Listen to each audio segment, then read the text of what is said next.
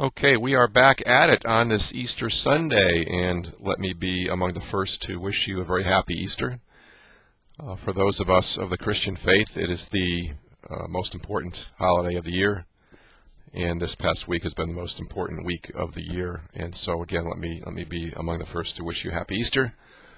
Hope you're enjoying the day.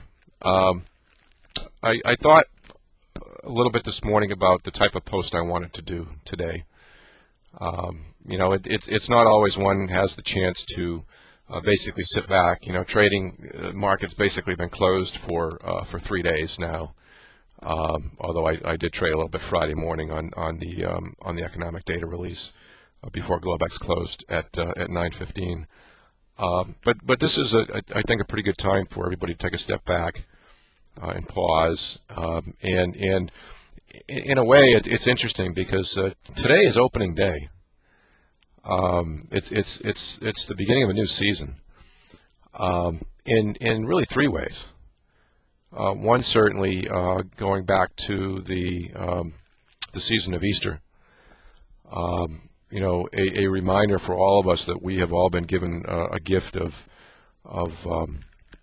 life and a free mind, and to pursue the things that we feel are important to us. And coming on tomorrow, which will be the first day after the greatest sacrifice that's ever been made for mankind, we have the opportunity to begin that day anew, and we have that chance to begin every day anew. And so, first and foremost, from a spiritual perspective, it's a new day and a new season.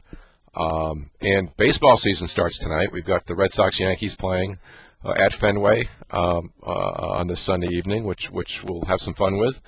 And of course, again, trading into a new season. I've mentioned personally the second quarter of this year will probably be the most important quarter of my trading career for the rest of my life, because I have put away the teaching pen for a time being, and I've got an opportunity now to be 100% focused on, as golfers will say, just me and the golf course.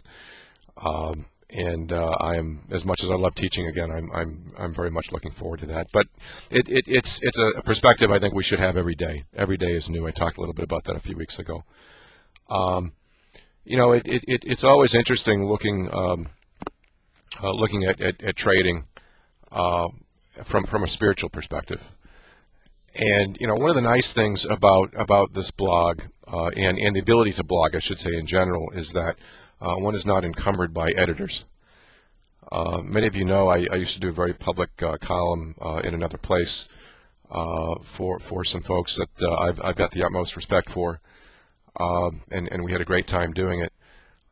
There were times, though, I was cautioned on political correctness, and that diluted my message at times. And the beauty of this sort of an outlet or a venue is that I can talk about what I really want to talk about, and try to bring the shroud of life down a little bit in terms of talking about what the most important things are. Certainly to me, this is a diary. This is a journal. And as I've often said, if people don't like the message, then they are welcome to change the channel. There's nobody forcing anybody to read this. But for those of you who have stumbled across this over time, this is what makes me tick. I accepted Christ as my Savior as a junior high student. And since that time, it's been a journey of, again, trying to stay out of my own way, and a journey of humility. It's got so many analogies to life, and it does have so many analogies to trading. And I think you've got to be careful when you start making those leaps, because you certainly don't want to put trading on the same plane as what is most important. Trading is a livelihood. Trading is a business. And business has its place in life, and I have to keep reminding myself of that. What we talk about here in terms of trading skill and strengthening skill and that sort of thing is just that. And it's a way that we have of generating an income based on opportunities in the world. But this still all pales in comparison to what's most important. I hope that comes across between the lines of virtual print in the blog, but I'm sure it doesn't. I'm sure it doesn't get emphasized enough. And it's interesting for those of us who have been fortunate enough to have reached a point in our worldly lives of not needing to be too concerned with financial security and the like. A lot of us are left with looking at what to do. I know that over the past year, teaching has been one great outlet for me, a way of giving back, and I still need to continue to look to the future in terms of how we can do the most good collectively. And don't get me wrong. I those of us that have walked the Christian life, and let me explain what I mean by when I say that. It is a journey. You never figure it out, I should say, and you never get it right. I have made as many mistakes, if not more mistakes, since becoming a Christian than before, and that may sound odd. But it is I think the continuing recognition that one is human, that one is limited by what's provided in this earthly world, and a continuing balance or attempted balance between life, between raising a family, between coordinating a career, or in my case, multiple careers. And again, that which is that rises above everything else, and I'm constantly getting it wrong, and I'm constantly being challenged with various detours, and tested and trialed like everybody. So please, when I talk about this, I don't mean to put myself above or next to anybody. It's a journey that has to be of continued humility. And so again, for those that kind of stumble across this, that's the perspective that I have, and that I have to have if I'm going to be of any good to my family and to those beyond myself.